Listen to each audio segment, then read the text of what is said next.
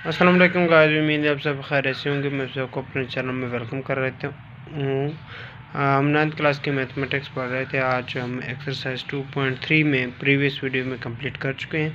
आज उसे हम नेक्स्ट पढ़ने जा रहे हैं। उसके अंदर क्या है कि law of exponent and indexes. हमने मुख्तलिफ़ चीज़ें इंडेक्स के बारे में बताया था। स्क्वायर रूट के अंदर जो इंडेक्स होता था वो हमारा ये वाले नंबर जो क्या होता था, इंडेक्स होता था। हमने प्रीवियस वीडियोज़ के अंदर, और ये जो स्क्वायर रूट के अंदर होता था उसको हम रेडिकेंड कहते थे या फिर बेस कहते थे।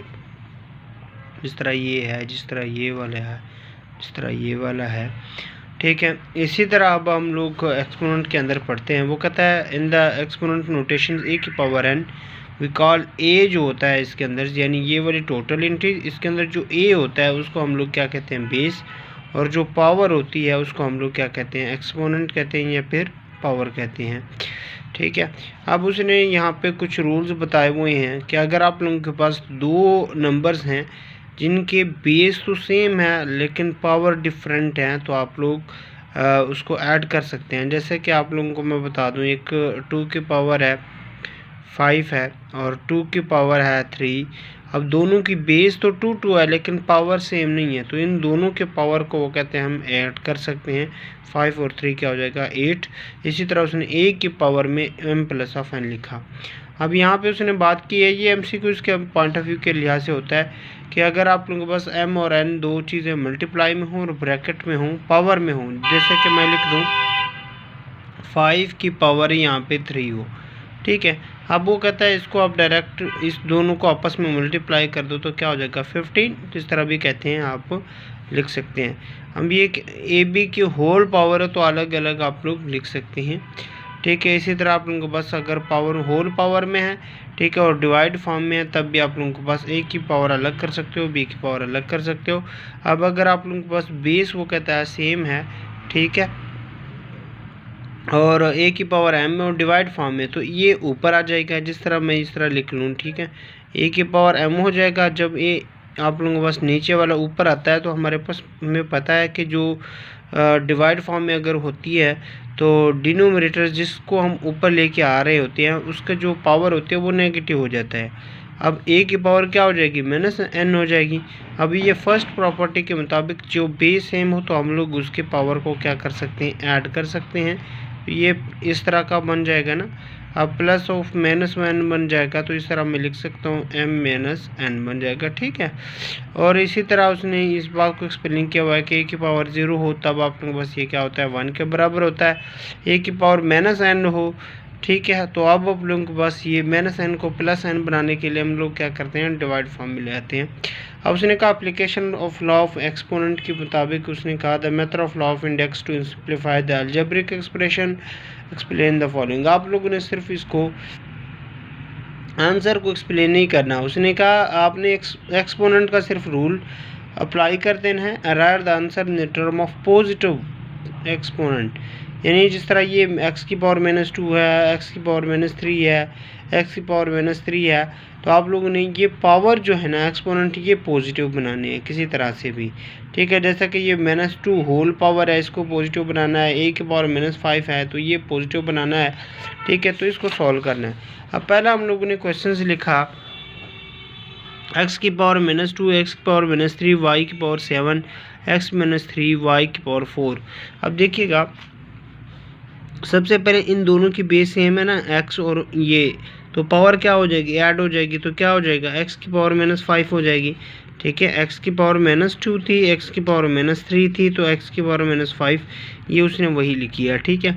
और y की पावर 7 वैसे का वैसे रखी, यहाँ पे x -3 है वैसे का वैसे आया, y की पावर 4 है वैसे का वैसे आया। अब एक और चीज़ जो आपने याद रखनी होती है, जो पावर नेगेटिव में बड़ी होती है ना तो उस चीज़ को आप लोग नीचे लेके आते हो या ऊपर लेके जाते हो। अब यहाँ पे x की पावर -5 ऊपर बड़ी है, x की पावर -3 छोटी है, तो x की पावर 5 मैं नीचे लेके आता हूँ तो ये क्या हो जाएगी, x की पावर पॉजिटिव का 5, ठीक है ना। इस तरह का बन जाएगा ना। ये आप लोग बस y ऊपर चला जाएगा, y की पावर 7 ऊपर चले जाएगी, दूसरा y की पावर -4 हो जाएगी, x की पावर -3 हो जाएगी और x की पावर 5 हो जाएगी। अब इन दोनों की बेस सेम है तो पावर ऐड हो जाएंगी। 7 - 4 y की पावर 3 बन जाएगी, x की पावर -3 हो जाएगी, प्लस का 5 हो जाएगा, x 2 हो जाएगी। यही तो पूछना था उसने कि पावर क्या होनी चाहिए, सबसे पहले ऐड होनी, प्लस में आना चाहिए एक्सपोनेंट। अब देखिएगा इस क्वेश्चंस की तरफ कि 4a की 3b की पावर 0 है, इसका मतलब जो भी b की पावर 0 होती है, इस कंडीशन एक स्टेटमेंट हमने पाँचवीं या छठी इस तरह के स्टेटमेंट थी। ये देखें यहाँ पे हम लोगों ने कहा था ना कि a की पावर 0 = 1 होता है। इसके पीछे भी रीज़न है, वो बात नेक्स्ट वीडियोस में हम डिस्कस करेंगे कि a की पावर 0 कैसे 1 की इक्वल होती है। अब देखिएगा हम लोग के पास ये a की पावर नेगेटिव में थी, वो ऊपर आ गया तो a की पावर क्या हो जाएगी, 5 हो जाएगी। 9 वैसे के वैसे वो b की पावर 0 की जगह पे क्या आ जाएगा, 1 आ जाएगा। ठीक है, अब आप लोगों के पास क्या हो जाएगा, 4a की पावर 8 बन जाएगी और 9 बन जाएगी।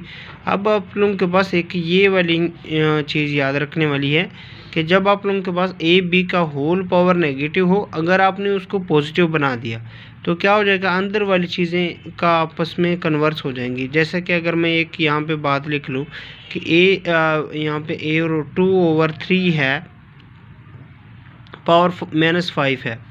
अगर मैं इसकी पावर को पॉजिटिव बनाऊंगा तो ये 3/2 हो जाएगा और ये 5 हो जाएगा। ठीक है, इस तरह का कोई बन जाएगा। अब यहाँ पे भी क्या था, 4a की पावर 8 थी, पावर -8 थी, ओवर 9 था, -2 था। अब मैंने इसको 2 + 2 बनाया तो ये वाली चीज़ आपस में क्या हो जाएगी, यानी इन्वर्सली प्रोपोर्शनल हो जाएगी, वापस चेंज हो जाएगी। ठीक है, तो ये 9 ऊपर डिवाइड में था, ऊपर आ गया, 4a² ऊपर था तो ये क्या हो जाएगा, डिवाइड फॉर्म में आ जाएगा। अब उसने पावर अप्लाई कर दिए तो क्या हो जाएगा, ये 9 क्या हो जाएगा, 9 की पावर 2 हो जाएगी ना, अलग अलग पावर हो जाएंगी जिस तरह इस प्रॉपर्टी के मुताबिक, a की पावर n, b की पावर n। तो ये 4 की पावर क्या हो जाएगी, 2 हो जाएगी तो 16 बन जाएगा। 8 की पावर क्या हो जाएगी, 16 हो जाएगा। तो ये आप लोगों का आंसर आ जाएगा। इसी तरह बिल्कुल उसने सिंप्लीफाई एग्जांपल आप लोगों के पास इसको किया हुआ है कि 4/3 8 और 1 2 5 है। अब देखिए सबसे पहले इसने इस पावर को प्लस किया, 4/3 प्लस लिखा है तो क्या हो जाएगा, अंदर वाली जो भी टर्म्स हैं वो आप लोगों के पास उलट हो जाएगी। यानी आप लोग 8 और 125 था, अब क्या है 125 और 8 बन जाएगा। अब 5 की पावर में क्या लिख सकता हूँ, 3 लिख सकता हूँ ना, 125 की जगह पे ये चीज़ आ जाएगी। और 8 की पावर क्या लिख सकता हूँ, 8 की जगह पे 2 की पावर 3 लिख सकता हूँ।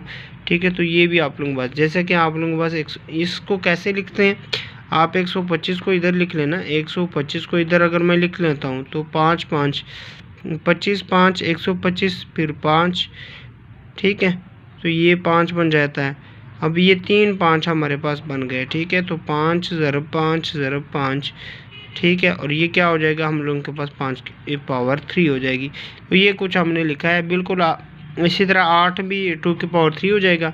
अब ये 3 से ये 3 कैंसिल हो जाएगा, 5 की पावर 4 बन जाएगा, 2 की पावर 4 बन जाएगा।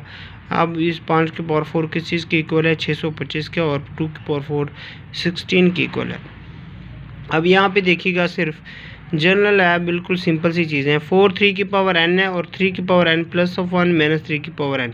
अब यहाँ से हम लोग ये चीज़ 3 की पावर n + 1 को मैं यूँ लिख सकता हूँ ना, 3 की पावर n 3 - 3 की पावर n। ठीक है, ये चीज़ उसने थोड़ा सा डायरेक्ट किया हुआ है, मैंने खोल दिया। ठीक है, अब यहाँ पे भी 3 की पावर n है, यहाँ पे भी 3 की पावर n है, तो ये कॉमन आ सकता है ना, तो इस वजह से उसने 3 की पावर n कॉमन लिया है।